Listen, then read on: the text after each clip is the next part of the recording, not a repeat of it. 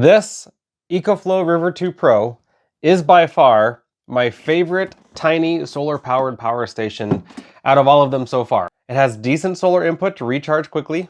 This is very portable, very lightweight, easy to take anywhere with me, but because of its ramp-up capability to run heavy loads, I'm able to run pretty much any off-grid thing that I need for like pumps, fuel pumps, water pumps, charging my batteries for my cordless drills, running a DC fridge, all of those things. I'm able to do it without any problems because of how it's able to exceed its output rating. And honestly, it's just been awesome to use. I'm going to show you all of that in this video, as far as solar input, AC power output, all of those things. Now, this doesn't have an expandable battery system like the previous model, the River Pro. This is the River 2 Pro, but it's still a really good unit, and I really liked it because of how portable it is and how powerful it is. So I'm going to go ahead and cover all of that in this review. Stick around.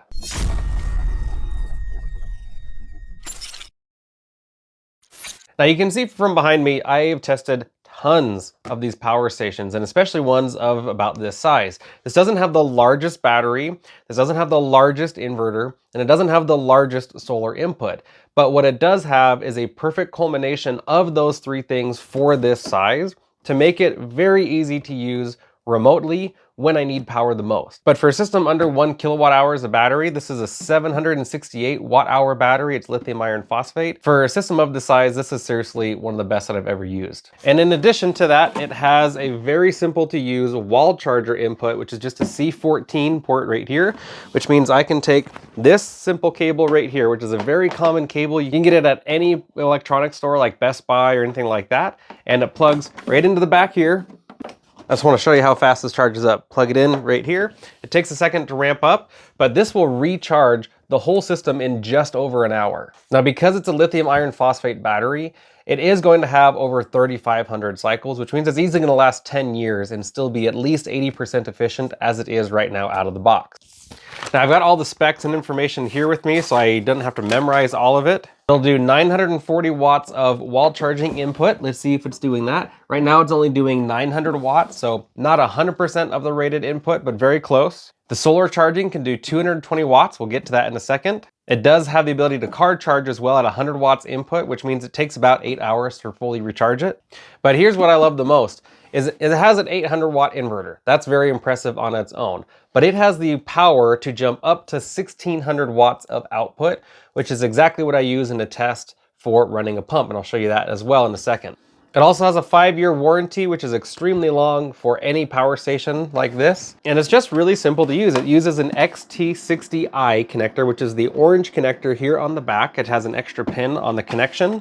I'm able to control this remotely with an app. I can turn on the AC outlets right here, the DC outlets right here. These are automatically turned on. I have a 100 watt USB-C and then 3 USB-A, cigarette lighter port here, and then 2 DC 5521 or 5525 outlets right here. If you guys use these for anything, let me know. I've never really heard of what these get used for other than possibly a CPAP machine, and I'd obviously like to test those. But I want to get right into a couple of tests that I did. First, the efficiency test. What I did is I put a 0.2C discharge on this. This has about an 800 watt hour battery, so I put about a 20% of that load, about 160 watts.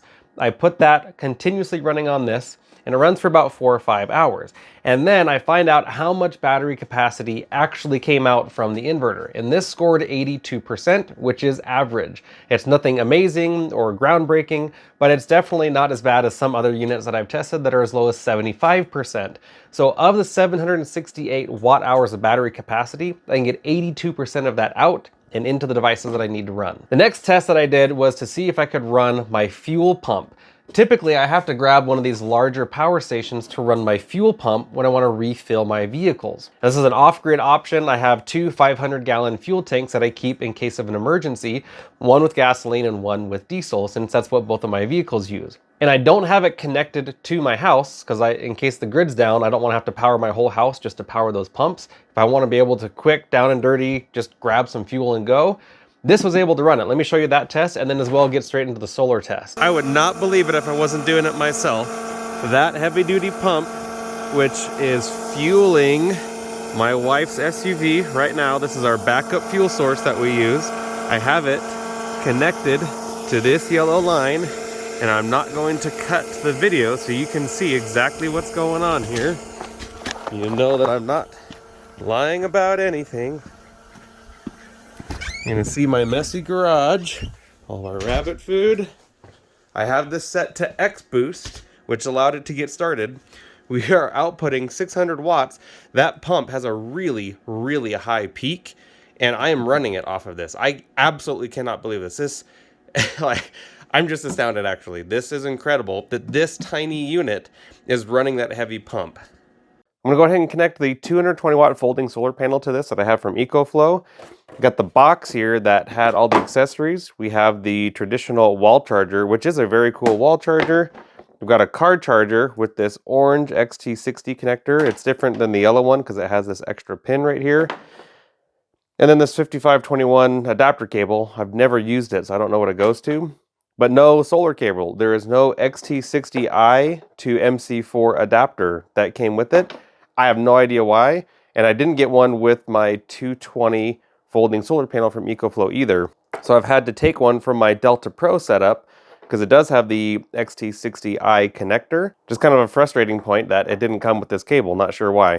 So before I connected the 220 watt folding panel, I connected it to just one of my 200 watt panels, getting 189 watts out of this, which is extremely impressive.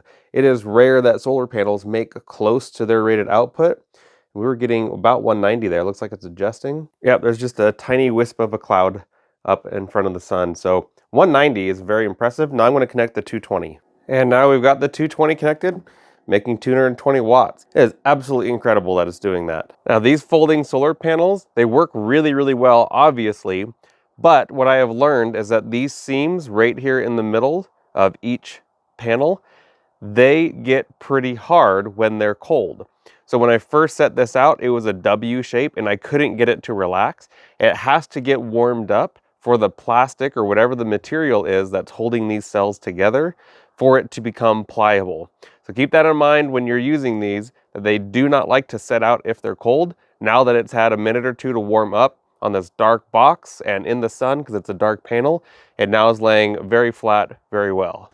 So I've had this system for a number of weeks and I've been running test after test after test on it. Inverter efficiency, running hard things with the X-Boost. The X-Boost was an issue I had on the previous unit. I couldn't get it ever to turn on. Works perfectly fine on this. And then doing the battery drain at full load, that worked no problem. Recharging from solar, I'm able to get the max solar input very easily, especially with the EcoFlow bifacial folding panel. It's pretty incredible that I can actually get the 220 watts of the rated output into this, because normally a solar panel will do about 80% of what it's rated to. So all of the solar input has been very impressive. So seriously, for what you get in such a small package, that's why I think this is my favorite portable power station under 1,000 kilowatt hours, because it's just so easy to take anywhere with me.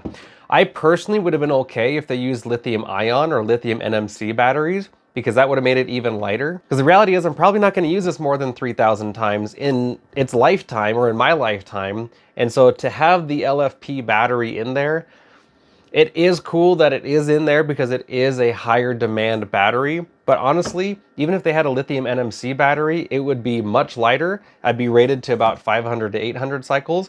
And I honestly don't know that I'll use 500 to 800 cycles off of it in my lifetime. So that would have been one thing that I actually would have been okay with if they had done that. But I'm perfectly fine with the lithium iron phosphate battery. So for portable power, for running a DC fridge or running the pump to get fuel for my vehicles or recharging batteries on the go, anything like that, this is usually the one that I'll grab simply because it's small, and especially for camping, this is gonna work great. If you need more battery, then this is not gonna work because it doesn't have battery expansion ports. But for the River 2 series, this is the biggest unit. If you wanna go to the next size up, you get into their Delta series, which this is their Delta 2, and this is what I used to grab in order to take out to my fuel tanks in order to run them. It's fairly lightweight, around 30 pounds, and it works really well. And it even has the option to add one more battery. And then you get into the Delta Max, and then the system that I have backed up for my whole house is the Delta Pro. So if you're interested in any of those, shoot me an email to info@poweredportablesolar.com. I'd be happy to answer any questions you have. But this I do recommend, and I do use it to help me be better prepared. So guys, prepare for self-rescue. I'll see you guys in the next video.